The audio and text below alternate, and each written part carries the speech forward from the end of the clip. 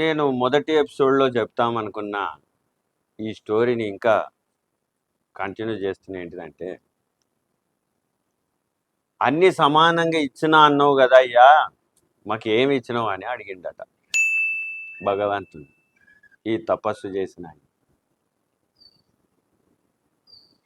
ఏం చెప్పిండంటే భగవంతుడు, అయ్యా మీకు పంచభూతాలు ఇచ్చిన సమానంగా, అవి అందరి, ఆకాశం ఇచ్చిన సమానంగా, భూమినిచ్చిన అందరికీ సమానంగా, గాలినిచ్చిన అందరికీ సమానంగా, నీరిచ్చిన సమానంగా,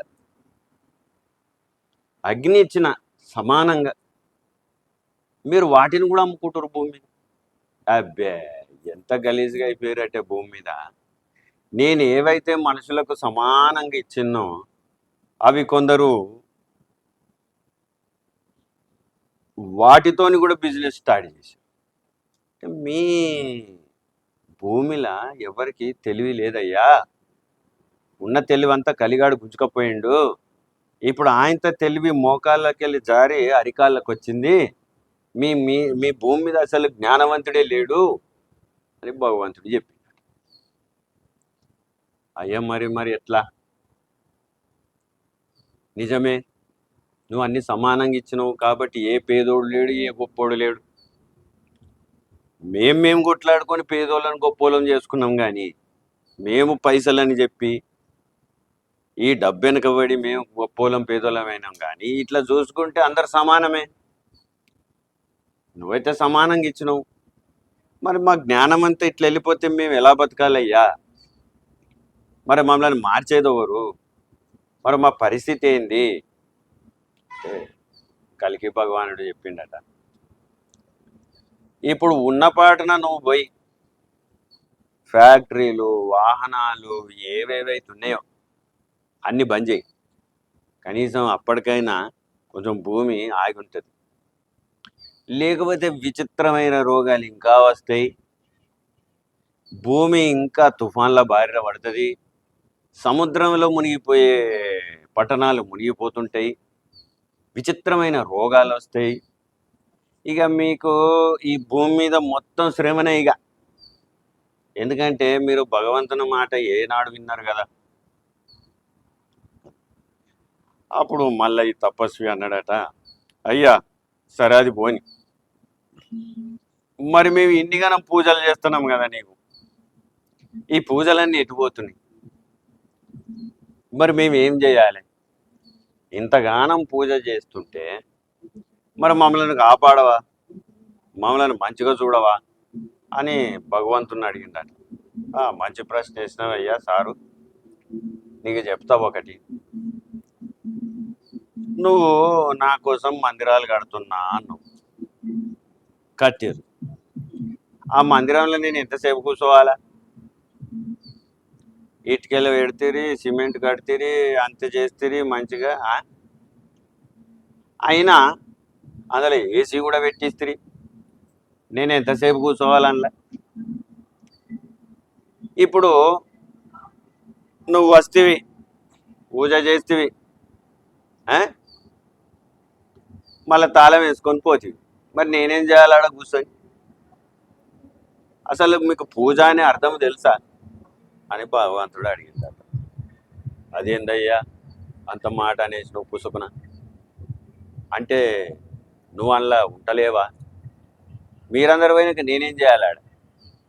నాకు చాలా పనులు ఉన్నాయి, చాలా భూములు ఉన్నాయి, చాలా విశ్వం అంతా తిరిగేది ఉన్నది, నా పనులు నాకున్నాయి. మీరు వస్తారు, పూజ చేస్తారు, నన్ను తాళం వేస్తారు, పోతారు, ఏమి లాభం? మరి భగవంతుడు ఈడు ఒకడు ఉన్నాడు, వచ్చి నా ముంగడ కూర్చోవాలి, ఎప్పుడు నాతోనే ఉండాలని కదా భగవంతుడు కోరుకుంటాడు. మీకు ఇష్టం వచ్చినప్పుడు పోతారు, మీకు ఇష్టం వచ్చినప్పుడు వస్తారు. అంటే నువ్వు తాళం తెరిచేదాకా నేను అల్లనే ఉండాలా?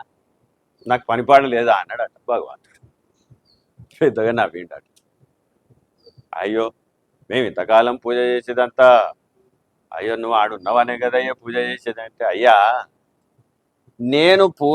నాకు పూజ చేస్తున్నారు కరెక్టే, నా ప్రతిమని తీసుకుపోయి పెట్టిర్రు అందులో. ఇప్పుడు హనుమంతుడు ఉన్నాడు అనుకో, రాముడు ఉన్నాడు అనుకో, రాముని ప్రతిమ తీసుకుపోయి పెడతారు, హనుమంతుని ప్రతిమ తీసుకుపోయి పెడతారు. మరి భగవంతునికి పూజ చేస్తుంది. మరి భగవంతుని లోపట నువ్వు చేసిన ప్రతిమల అందులో నేను ఉన్ననా లేనా నీకు వద్దా? నా రూపం అయితే చేసి పెట్టినవు, మరి నువ్వు చేసిన దాంట్లో నేను అందులో ఉన్ననా లేనా అనేది మీకు వద్దా అని అడిగిండట భగవంతుడు. అయ్యా మరి నీ రూపమే కదా చేసి పెట్టినాం ప్రతిమని, మరి నువ్వెందుకు ఉండవు అంటే, అంటే నువ్వు ఏ ప్రతిమ చేసి పెడితే ఆ ప్రతిమలకు దేవుడు వచ్చి ఉండాలనా? అసలు మనుషులకు తెలివి పనిచేస్తుందా అని అడుగుతాడు భగవంతుడు. మరి ఎట్లయ్యా నువ్వు పూజలు, మేము చేసే పూజలు వ్యర్థమన పడుతుంది, అసలు మీ పూజలే నాకు అందుతలేవన పడుతుంది, మరి మేము ఏం చేయాలి? ఏ, భగవంతుడు అన్నాడట, చూడయ్యా సారు, ఇప్పుడు మీ తండ్రి ఇంట్లో ఉంటాడు, ఏ మీ తండ్రిని ఇంట్లో పెట్టుకొని మీ తండ్రి యొక్క పటం, ఒక ప్రతిమని నీ బెడ్రూమ్లో పెట్టుకొని ఊకపోయి ఆ ప్రతిమతోని మాట్లాడితే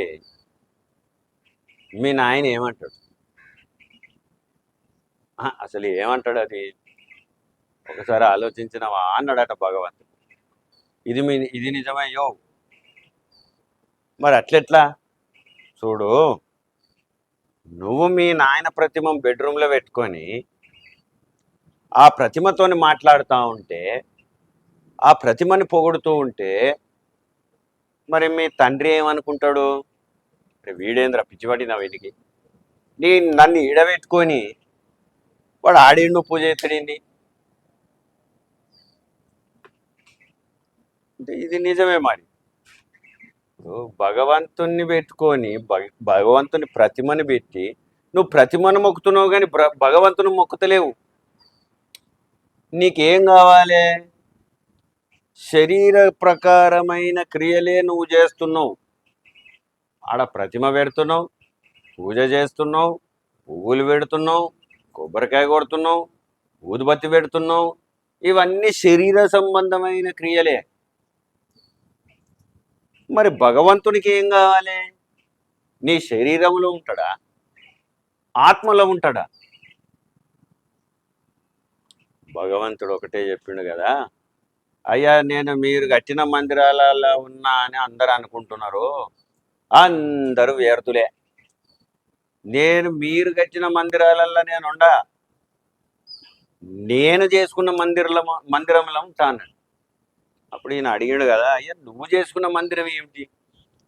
మరి మాకు తెలియకపోయా, నువ్వు చేసుకున్న మందిరం ఏంటిది, మరి మాకు కూడా చెప్తే మేము కూడా సంతోషపడతాం కదా అన్నాడు. అయితే భగవంతుడు అన్నాడు కదా, నేను చేసుకున్న మందిరము మీలోనే ఉన్నదయ్యా,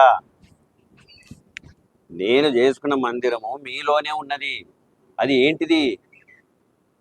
మీ మనస్సు, మీ హృదయం. మీ హృదయం అనే మందిరంలోనే నేను ఉంటా. అంతేగాని మీరు ఎట్లా పడితే అట్లా కట్టిన దాంట్లో ఉండడానికి నేనేమన్నా మీలాగా అనుకున్నావా? కాదు, నేను భగవంతుణ్ణి. కనీసం నేను భగవంతుడన్న గుర్తుపట్టండి. ఎట్లా పడితే అట్లా ఏ రూమ్లో పడితే ఆ రూమ్లో వేసేసి నన్ను తాళం వేస్తా అంటే నేను ఒప్పుకోను. నేను మీ మనసులో ఉంటా, మీ హృదయములో ఉంటా అని భగవంతుడు చెప్పిండట. అయ్యా మరి అట్లెట్లా ఉంటావు హృదయములా? మరి మేము ఏమి చేస్తే నీకు పూజ అందుతుంది?